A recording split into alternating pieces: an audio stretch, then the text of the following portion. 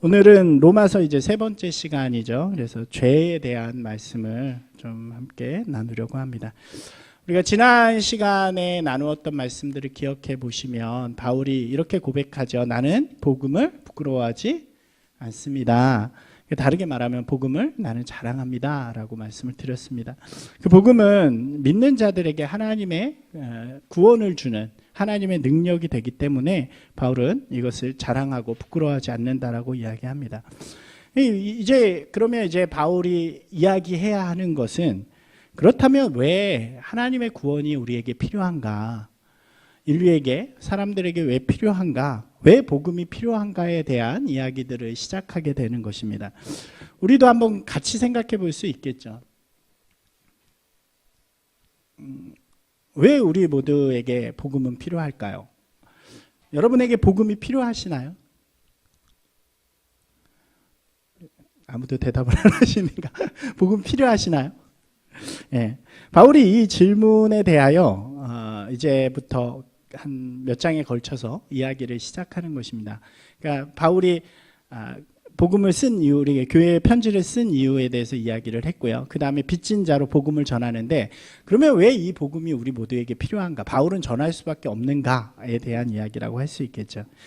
가장 대답부터 이야기하면, 바울은 이 질문에 대하여 모든 사람에게 죄가 있기 때문에, 그리고 그 죄는 반드시 심판을 가져오기 때문에 우리는 하나님이 주시는 구원이 필요합니다 라고 이야기합니다.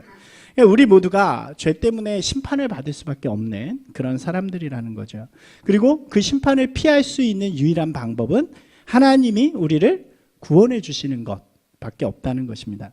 그렇기 때문에 그 구원의 능력이 되는 복음이 가장 중요하고 가장 자랑할 만한 것이다 라고 이야기를 하는 거죠.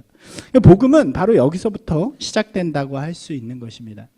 내가 죄인이고 심판을 피할 수 없는 사람이라는 사실에 대해서 내가 인정하고 고백하는 데서부터 복음이 시작되어진다는 거예요. 어떠신가요? 여러분 죄인이신가요? 내가 죄인이라면 죄에 대한 대가를 반드시 치를 수밖에 없는 거죠. 그것이 우리 마음 가운데 보여져야 주님이 주시는 구원과 복음이 정말 소중해지는 것입니다. 그것을 구하게 되고 간절함이 생겨나게 되어지는 거죠. 이것이 바로 복음이 필요한 사람들이 되어지는 것입니다. 실제로 사도행전 2장에 보니까 이런 이야기가 나와요. 예수님이 승천을 하시게 되죠. 그러면서 제자들에게 성령을 보내주신다고 약속을 하십니다. 그래서 마가의 다락방에 제자들과 그를 따르는 무리들이 함께 모여서 이제 성령을 기다리면서 있게 되죠. 그리고 오순절 때 하나님의 성령이 임하게 됩니다. 그리고 성령을 받은 제자들이 밖으로 다 나가요. 그때는 오순절이라는 아주 큰 명절. 그래서 모든 사람들이 외국에 나가 있던 디아스포라에 살던 사람들도 이 예루살렘으로 많이 모여 있는 그런 시기였죠. 그때 제자들이 나가서 막 복음을 전하는 장면이 사도행전 2장에 등장합니다. 많은 사람들이 예수님을 믿게 되는 거죠. 그 중에 특별히 소개되어지는 것이 베드로의 설교였어요. 베드로가 막 설교를 합니다. 그리고 예수님에 대해서 이야기를 해요. 그리고 그 말을 거기에 모인 이제 유대인들, 헬라파 유대인들, 다양한 유대인들과 이방인들 이런 사람들이 듣게 됩니다. 그리고 그들이 어떻게 반응하냐면 이렇게 반응을 해요. 한번 같이 읽어볼까요? 그들이 이 말을 듣고 마음에 찔려 베드로와 다른 사도들에게 물어 이르되 형제들아 우리가 어찌할꼬 하거늘. 여러분 여기서 우리가 어찌할꼬 이 반응이 너무 중요하다는 거죠. 베드로는 이들에게 설교했을 때 이들이 그럼 우리는 어떻게 해야 됩니까? 우리가 죄인이라면, 우리가 심판받을 수밖에 없다면 우리는 어떻게 살아가야 합니까? 라고 묻는 이들에게 복음이라는 것을 가르쳐 줍니다. 그리고 예수 그리스도의 이름으로 회개하고 세례를 받으라고 이야기를 하죠. 그리고 그들이 그렇게 복음을 받아들이면서부터 기독교가 생겨나게 되어지는 거예요. 예루살렘의 교회가 생겨지게 되어지는 것입니다. 이 복음이라는 것은 죄인에게 역사하는 능력이에요. 여러분 우리가 반드시 기억해야 하는 것입니다. 복음은 누구에게 역사해요? 죄인입니다. 내가 죄인이라고 여기는 사람에게 역사하는 게 복음이에요. 나는 죄가 없어, 나는 아무 문제가 없어 라고 하는 사람에게는 아무 능력을 발휘하지 못하는 거예요. 아무 능력이, 아무 죄가 없는 사람도 교회 안으로 들어올 수 있죠. 그들이 바라는 게 생겨지는 거예요. 죄가 없는 사람은 교회를 다녀주는 게 되고 믿어주는 게 되는 거죠.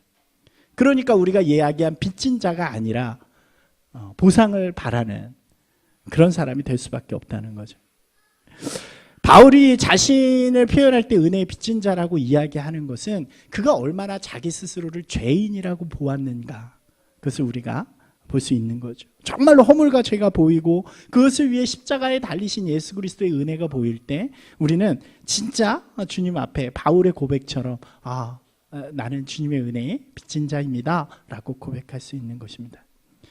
그 은혜의 시작은 바로, 복음의 시작은 죄와 심판이 보이는 거예요. 우리 기독교는 그렇기 때문에 죄와 심판, 죽음으로부터 시작된다라고 이야기할 수 있습니다. 여러분, 우리가 말씀을 보면요, 창세기의 시작도 그것을 이야기하죠. 창세기 물론 하나님이 이 땅을 창조하시는 이야기로 시작을 합니다. 근데 아주 흥미로운 건요, 창조하자마자 타락의 이야기가 나와요. 우리가 좀 창조했으면 좀 길게 하나님의 은혜 가운데 사는 이야기도 나오고 그랬으면 좋겠는데, 그게 아니라 창조 다음에 바로 뭐가 나와요? 아담이 타락하는 이야기가 나오죠. 그런 심판받는 이야기가 나옵니다. 그 성경은 무엇을 이야기하냐면, 인간의 타락과 이 죄가 우리 가운데 보여질 때 진짜 복음이 우리 가운데 들어온다는 이야기를 하는 거예요. 여러분, 우리가 잘 이것을 이해하는데, 이것은 우리가 보통 이야기하는 성선성악 뭐 이런 거하고는 다릅니다. 성선설, 성악설이 있잖아요. 그게 뭔가요? 성악설은 사람은 원래 악하게 태어난다, 이런 이야기죠. 그래서 배우지 않아도 악하다, 이런 이야기고, 배우지 않아도 나쁜 짓 한다, 이런 이야기고, 성선설은 무엇인가요? 원래는 굉장히, 처음 들으시나요? 착하게 태어나지만 사람들이 습득을 한다는 거죠, 악을. 그래서 악한 모습을 보인다는 이야기입니다. 여러분, 성경은 성선설, 성악설에 관심이 없어요. 누가 성경은 무엇을 이야기하냐 그러면 거기에 괜히 덧붙일 필요가 없어요. 우리는 이 성선, 성악이 아니라 성경은 하나님과 인간과의 관계에 대해서 우리에게 이야기를 해줍니다. 원래 하나님께서 인간을 창조하실 때 우리가 창조의 기사를 보면 하나님의 형상대로 인간을 창조하셨다라고 이야기해요. 한번 같이 해볼까요? 하나님의 형상대로 나를 창조하여 주셨다. 이게 굉장히 중요한 창조의 모습이죠. 하나님의 형상을 가졌기 때문에 첫사람 아담은 하나님과 관계성 가운데 있을 수 있다는 거예요. 관계되어져 있다는 거죠. 그것을 풀이하면 세 가지를 의미합니다. 이게 이 세 가지인데 이러는 거예요. 하나님과 인간이 서로 안다는 거예요. 그러니까 나 뭐 알아, 이런 지적인 알미 아니라 부모와 자식처럼, 부부 관계처럼 서로 깊이 서로에 대해서 안다는 거죠. 그리고 그 알은 무엇을 가져오냐면 사랑을 가져옵니다. 그래서 하나님과 인간은 굉장히 사랑하는 관계였다는 거예요. 하나님을 사랑하고 하나님께서는 그 인간을 사랑해 주시는 관계였고요. 그리고 마지막에 그렇기 때문에 인간은 하나님의 뜻을 알고 사랑해서 그 뜻에 어떻게 해요? 순종하는 사람들이었다는 거예요. 이게 하나님이 창조의 모습을 통해서 우리에게 보여준 원래 인간과 하나님과의 관계였다는 거예요. 아담이 갖고 있었던 원래의 모습들, 이것이 바로 하나님의 형상으로 창조되었다라는 것의 중요한 의미라는 거죠. 여러분, 근데요, 이 단어가 우리가 이야기하는 안식이라는 단어입니다. 우리가 나중에 성경 공부 속에서 한 번 더 이 부분을 이야기하도록 하겠습니다. 이 관계, 이 안식이라는 관계를 지켜내는 상징이 있어요. 그게 뭘까요? 우리가 다 아는 거죠. 이 관계를 지켜내는 상징은 바로 뭐냐면 선악을 알게 하는 나무의 열매입니다. 그러니까 우리가 보통 뭐라고 불러요? 선악과라고 부르는 거죠. 이 선악과를 우리가 잘못 이해하기 쉬운 게 뭐냐면 어떻게 생각을 하냐면 이 과일에 능력이 있다고 생각을 합니다. 그래서 이 과일을 먹으면 사람에게 뭔가 생겨난다는 거죠.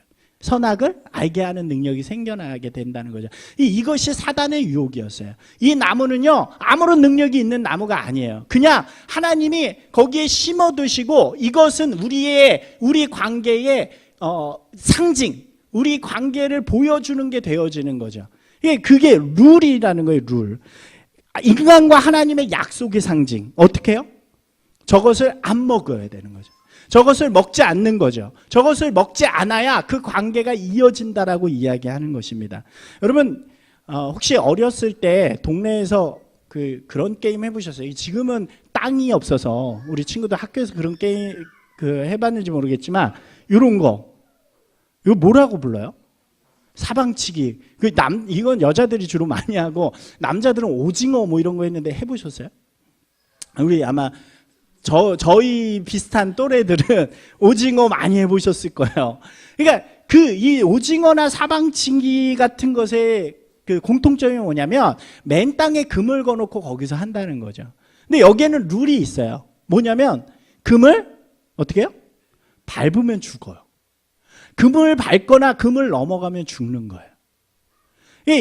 우리가 이 창조의 기사 속에서 발견해야 되는 이야기가 뭐냐면 금이에요. 금. 선.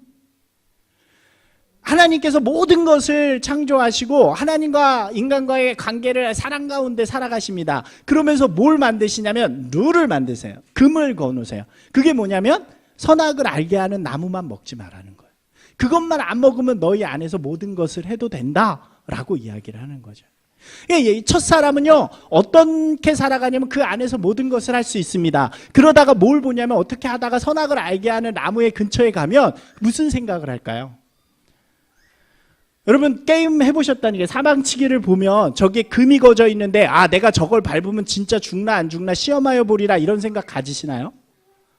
안 가지죠. 난 절대로 저거를 밟지 않겠다라고 생각하죠.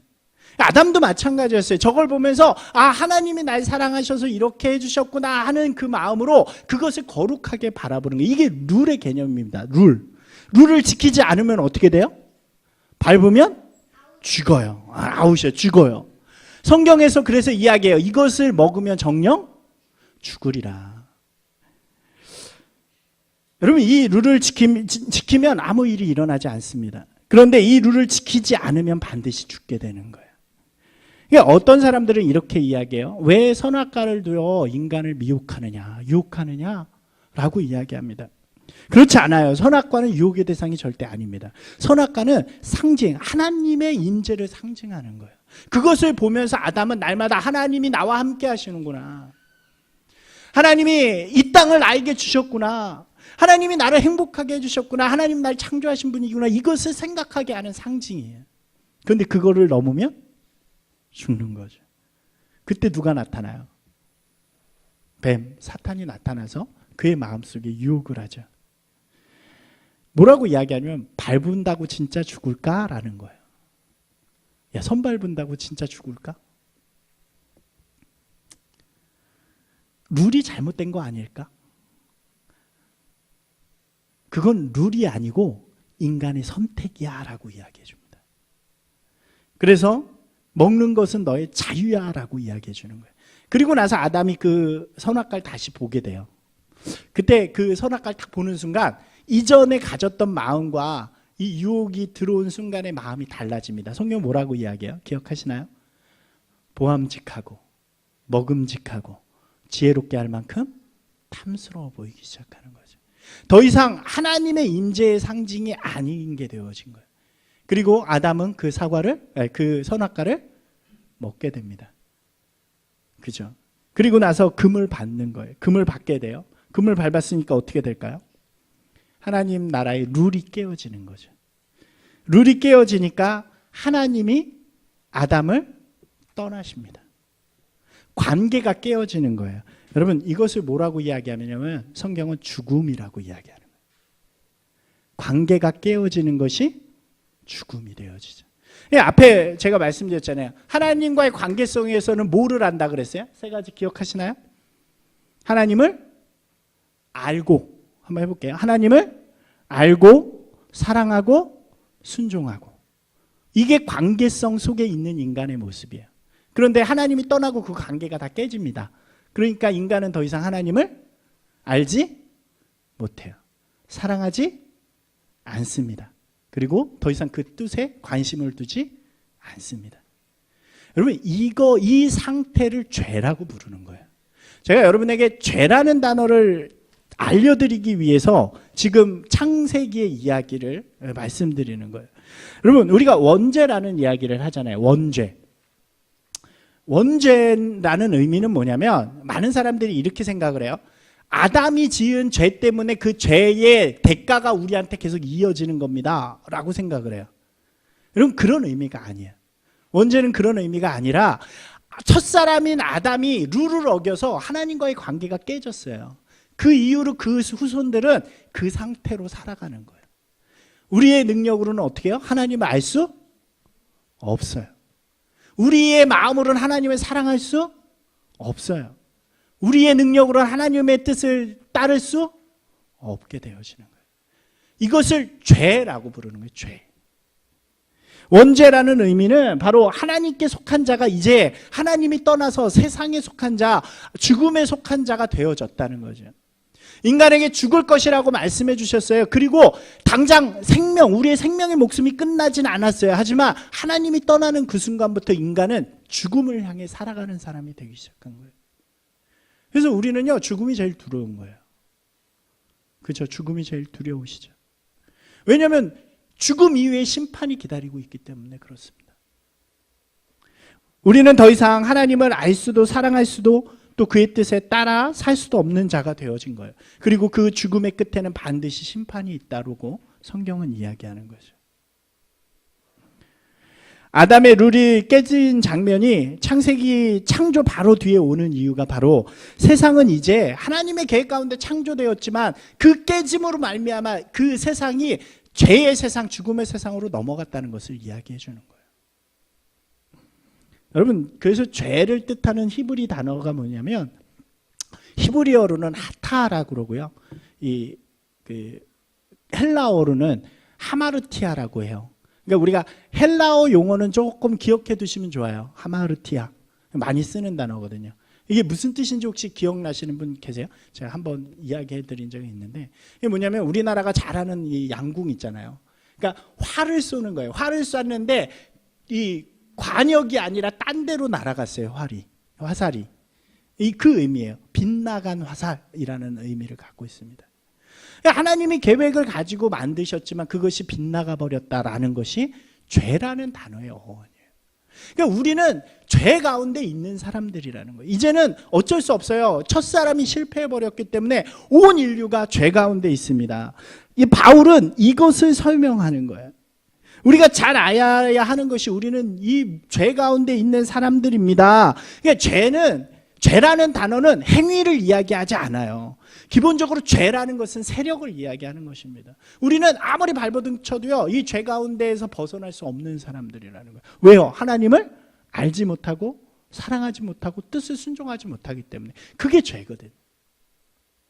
이것을 잘 이해해야 이 뒤에 계속 전개되어지는 그리스도의 은혜와 사랑을 우리가 이해할 수 있는 거예요. 뒤에 나오겠지만 예수님께서 하나님의 아들이신데 이 땅에 오셔서 해결하신 것이 바로 이 끊어진 우리와 하나님과의 관계를 회복하시는 일이었어요. 첫사람 아담이 어긴 룰을 다시 세우고 그를 통해서 하나님을 아는 통로를 만들어 주신 것이 바로 예수 그리스도의 능력이라고 할 수 있는 것입니다. 뒤에서 계속 나올 거예요. 죄의 문제로 다시 가보면 이제 모든 사람이 어떻게 살아가냐면 하나님과 관계없는 사람이 되어진 거죠. 그리고 그 삶은 반드시 무엇을 받아요? 죽음과 심판을 받게 되어져 있는 것입니다. 그러니까 이렇게 표현하면 돼요. 인간은 죽음으로부터 태어나서 죽음을 향해 가다가 죽고 심판받는 인생이다. 여러분, 이것이 우리가 가지는 기독교 죄의 관이에요. 죄관. 로마서 1장 18절 바울은 이렇게 이야기해요. 한번 같이 읽어볼까요? 하나님의 진노가 불의로 진리를 막는 사람들의 모든 경건하지 않음과 불의에 대하여 하늘로부터 나타나나니. 조금 어려워요, 말이. 그래서 좀 다른 번역으로 보겠습니다. 같이 읽어볼게요. 하나님의 진노가 불의한 행동으로 진리를 가로막는 인간의 온갖 불경과 불의를 치시려고 하늘로부터 나타납니다. 이 하나님으로부터 관계 없어진 사람들에게도 하나님은 이 진리를 통해서 보여주셨어요. 하나님의 나라를 보여주셨지만 이 사람들은 더 이상 하나님에 대해서 관심도 없고 알려고 하지도 않는다는 거죠. 그래서 이제 결국 그들은 죽음을 향해 가는 사람들이 되었다라고 바울은 이야기해요. 같이 계속 읽어볼까요? 21절입니다. 하나님을 알되 하나님을 영화롭게도 아니하며 감사하지도 아니하고 오히려 그 생각이 허망하여지며 미련한 마음이 어두워졌나니 스스로 지혜 있다 하나 어리석게 되어 썩어지지 아니하는 하나님의 영광을 썩어질 사람과 새와 짐승과 기어다니는 모든 바꾸었느니라. 예, 바울이 지금 죄를 이야기할 때 가장 먼저 이야기하는 게 모든 사람이 이러한 죄 가운데 있다는 거예요. 모든 사람이, 어떤 사람도 피할 수 없다. 죄는 하나님을 모르는 것에서 악한 관계로 나아가기 시작하는 거죠. 하나님을 대적하는 모든 것으로 확장되어지기 시작합니다. 그래서 하나님 대신에 다른 것을 믿고 따르고 섬기기 시작한다는 거죠. 그 뒤에는 범죄로 나아가게 돼요. 범죄. 예, 죄가 있고요. 이 죄는 모든 세상을 악하도록 만들어요. 그리고 이 악한 가운데 사는 우리는 이제 죄를 범하는 사람들이 되어진다는 거죠. 여러분, 이 모습들이 우리 가운데 그대로 드러나게 되는데, 바울은 이 1장의 뒷부분에서 이 것들의 모습을 세 가지의 모습으로 우리에게 이야기를 해줍니다. 6이라는 표현을 써요. 그러니까 내버려 두심이라는 표현을 쓰는데, 이게 굉장히 중요한 단어입니다. 3번에 걸쳐서 사용이 되어지는데, 하나님께서 이제 인간을 죄 가운데 내버려 두신다는 거예요. 죄를 졌어요. 그래서 하나님이 떠나서 사람은 죄하고 하나님하고 상관없는 사람들이 됐어요. 그러니까 하나님은 어떻게 하시냐면 이 사람들을 그냥 죄, 악함 가운데 버려두세요. 그 버려둠이 인간을 점점 타락하게 만든다는 거죠. 이게 우리가 이 단어를 쓰는데 한번 같이 읽어볼까요? 파라디도미. 오늘 조금 어렵죠? 죄송합니다. 오늘 이 죄의 문제라 이게 되게 중요한 문제라 조금 어려워도 여러분들이 잘 이렇게 하시면 좋을 것 같아요. 파라디도미라고 쓰는 헬라어인데 이것이 뜻이 뭐냐면 내어주다는 거예요. 그러니까 성경에는 뭐라고 되어 있냐면 내버려 두셨다라고 이야기를 하는데 단어의 의미는 내어주었다래요. 이게 내어준다는 것은 무엇이냐면 원래 누구 거예요? 내 거였는데 이제 너한테 줄게. 이제 난 상관 안 할게. 이런 의미거든요. 그러니까 하나님이 이 인간의 죄 때문에 하나님과의 관계가 끊어졌어요. 그래서 더 이상 안 잡고 계시고 누구한테 내어주냐면 죄 가운데 내버려 두신대요. 내어줬대요. 근데 여러분 이 단어를요 바울이 전략적으로 써요. 나중에 어디에 이 단어를 쓰냐면 예수님을 내어주었다라는 단어에 똑같은 단어를 씁니다. 우리를 위해서 죽을 자를 위해서 예수님을 내어주셨어. 이 단어를 그대로 쓰고요. 바울이 또 어디서 쓰냐면 이제 나도 예수 그리스도를 위해 내 생명을 내어주겠다라는 단어를 그대로 써요. 이거는 뒤에 점점 더 확장되어져 가니까 여러분들이 로마서를 보시면서 기억하시면 될 것 같아요. 다시 죄로 보면요. 하나님께서 이 죄 가운데 인간을 내어주셨대요. 그러니까 죄 가운데 내어주니까 이 죄가 인간의 마음속에 타락이라는 것으로 가득 차게 됩니다. 그러니까 지금 이 1장은요 인간이 얼마나 타락해가고 있는가를 바울이 그대로 보여주는 거예요. 세 가지로 이야기합니다. 첫 번째는요 영적인 타락이 와요. 한번 같이 읽어볼까요? 그러므로 하나님께서 그들을 마음의 정욕대로 더러움에 내버려 두사 그들의 몸을 서로 욕되게 하였으니 이는 그들이 하나님의 진리를 거짓 것으로 바꾸어 피조물을 조물주보다 더 경배하고 섬김이라 주는 곳 영원히 찬송할 이시로다. 이 서로 죄 가운데 있으면서 서로를 욕되게 한대요. 이게 욕되게 한다라는 단어가 우리한테 좀 어려운데 그것을 다른 단어로 찾아보니까 신뢰가 깨졌대요. 믿음이 깨졌대요. 믿음이 깨지니까 어떻게 되냐면 서로 자신들이 원하는 신들을 만들어내고 찾아내기 시작하는 거예요. 원래 하나님의 안에서는 하나님만을 바라보는 사람들, 그래서 하나 될 수 있는 사람들이 죄 가운데 노출되면서 죄 가운데 이제 타락해가면서 서로 신뢰하지 않는 거예요. 서로 믿지 않으니까 자기가 믿을 것을 찾아내기 시작합니다. 그러면서 뭐를 해요? 여기 보니까 피조물들을 조물주보다 더 해요. 그래서 세상에 많은 신들을 다 만들어내고 사랑하고 그것들을 섬기기 시작한다는 거죠. 하나님을 떠난 사람들을 하나님께서는 그들의 욕망대로 남겨두신 거예요. 욕망에 그냥 내버려 두신 거예요. 그러니까 그 욕망이 무엇을 만들어내냐면 갖가지 잡신들을 다 만들어냈다는 거예요. 여러분 잘 생각해 보세요. 세상의 신들은요 우리의 욕망을 자극해요. 그렇지 않나요? 세상의 신들이요 우리의 갖고 있는 욕심들을 자극을 해요. 근데 그것이 내 욕심에 만족스럽지 않으면 또 다른 신을 찾아가게 되는 거죠. 또 다른 신들을 만들어가게 되는 거예요. 그러면서 점점 하나님을 믿지 않는 자들이 되었다라고 바울은 이야기합니다. 두 번째로는요 육체적인 타락에 대해서 이야기해요. 한번 같이 읽겠습니다. 이 때문에 하나님께서는 그들을 부끄러운 욕심에 내버려 두셨으니 곧 그들의 여자들도 순리대로 쓸 것을 바꾸어 영리로 쓰며 그와 같이 남자들도 순리대로 여자 쓰기를 버리고 서로 향하여 음욕이 부릴 듯하매 남자가 남자와 더불어 부끄러운 일을 행하여 그들의 그릇 때문에 상당한 보응을 그들 자신이 받았느니라 이렇게 이야기를 하죠. 여러분 이것은 물론 말씀 가운데 동성애적인 부분도 있지만 그것만을 지적하는 것이 아니라 쾌락에 대한 것을 육체적인 타락을 쫓는 사람들에 대한 것을 지적을 하는 것입니다. 하나님이 주신 것은요 우리가 용어로 보면 희락이라고 표현을 해요. 근데 이 희락에는 뭐가 따르냐면 책임감이 따릅니다. 그리고 절제가 따라요. 그러니까 이것을 가지고 하나님의 뜻 가운데서 우리가 살아가는 기쁨이 바로 희락이라고 한다면 이제 하나님을 버린 사람들은 무엇으로 가냐면 쾌락이라는 것으로 간다는 거예요. 쾌락에는요 하나님의 질서가 없어요. 무질서예요. 그렇기 때문에 무절제와 무책임이 있는 거예요. 여러분 이것들이 이 세상을 지배하는 육체적인 원리가 됐다는 거예요. 점점 더 그렇게 타락해. 이 시대 로마 시대에도 그것이 너무 심했어요. 지금은 더 심해져 가는 시대가 되어져 가고 있는 거죠. 마지막 타락은요 윤리적인 타락을 이야기해요. 또 같이 읽어볼까요? 또한 그들이 마음에 하나님 두기를 싫어하며 하나님께서 그들을 그 상실한 마음대로 내버려 두사 합당하지 못한 일을 하게 하셨으니. 그리고 이 뒤에는 그 내용들을 쭉 이야기해요. 무슨 뭐하고 미워하고 이런 이야기들을 쭉 합니다. 그러니까 이 뒤에 모든 윤리적인 악의 모습들이 등장해요. 이 윤리적인 타락은 무엇이냐면 하나님의 기준이 사라진 거예요. 그러니까 다 자기 마음대로 좋은 대로 하면서 살아간다는 거죠. 우리가 사사기 할 때 이야기했잖아요. 뭐가 없어요? 왕이 없음에 자신의 소견대로. 마찬가지예요. 하나님의 기준이 사라진 시대가 되니까 그것이 하나님의 기준이 사라져버리고 악에 우리가 노출되어져 있으니까 다 자기 마음대로 산다는 거예요.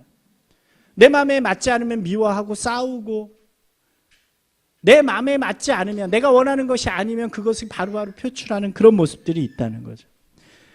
어떤 죄책감도 없이 악을 쉽게 선택하는 그런 모습으로 타락해져 간다라고 이야기합니다.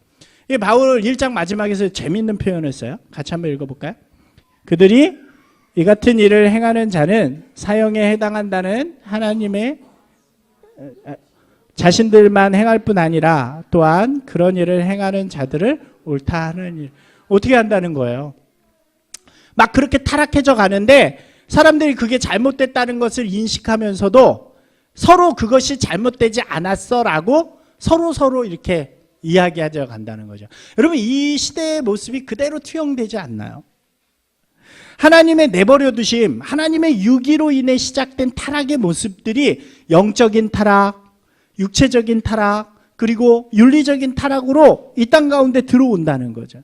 그리고 그 타락들은요 지금까지도 계속되어져요. 여러분 어떤가요? 지금 세상이 점점 타락해지고 있잖아요. 종교들이 얼마나 다양한지 몰라요. 심지어 외계인도 섬기고 이름을 알 수 없는 신도 섬기고. 제가 되게 재미있는 걸 봤는데 아르헨티나에는 마라도나를 섬기는 종교도 있대요. 이게 자기가 맞는, 자기가 원하는 어떤 마음에 따라 종교들이 생겨나고 또 그런 사람의 심리를 가지고 종교를 이용하는 종교 사기꾼들도 생겨나는 거죠.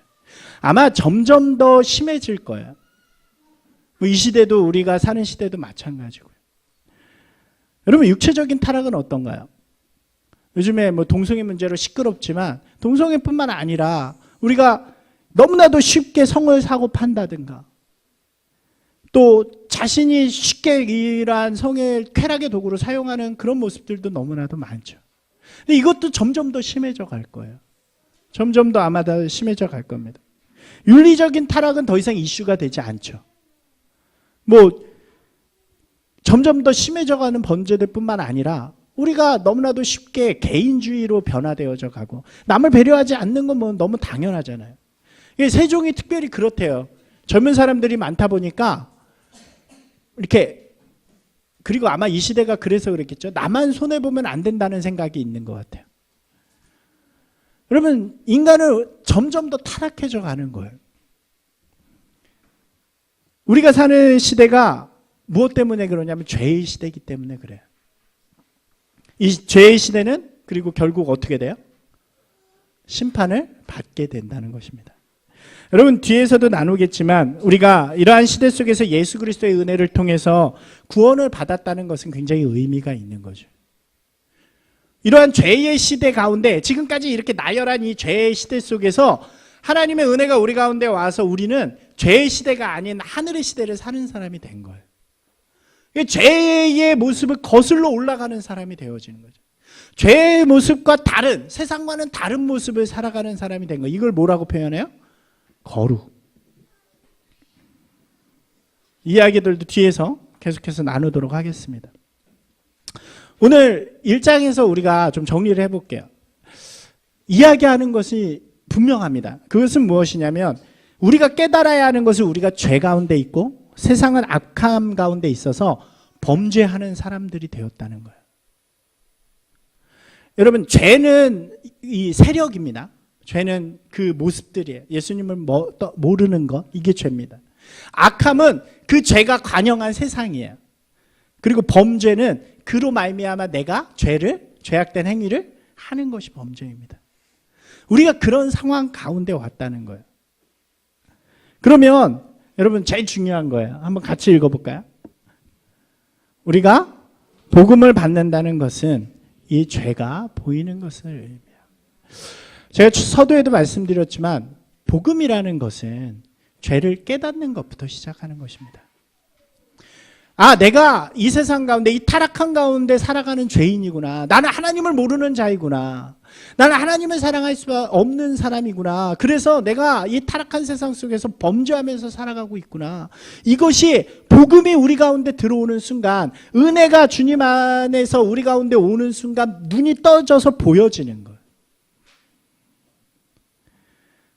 그래서 진정으로 이 죄에 대한 회개가 우리 가운데 일어나고, 이 죄를 떠나고 싶은 간절함이 우리 가운데 생겨나고, 이 타락 가운데서 세상의 타락에 동조하는 인생이 아니라 그 타락과는 다른 인생이 되고자 하는 마음이 우리 가운데 생겨나는 것이 복음의 시작이라고 이야기할 수 있는 거죠. 여러분, 그렇기 때문에요, 내가 하나님을 잘 모르는 것이 우리 가운데 회개가 되어져야 돼요. 내가 세상의 악한 가운데 있는 것이, 그래서 내가 세상을 바라보는 그 모습이 악하다는 것이 우리 가운데 고백되어져야 돼요.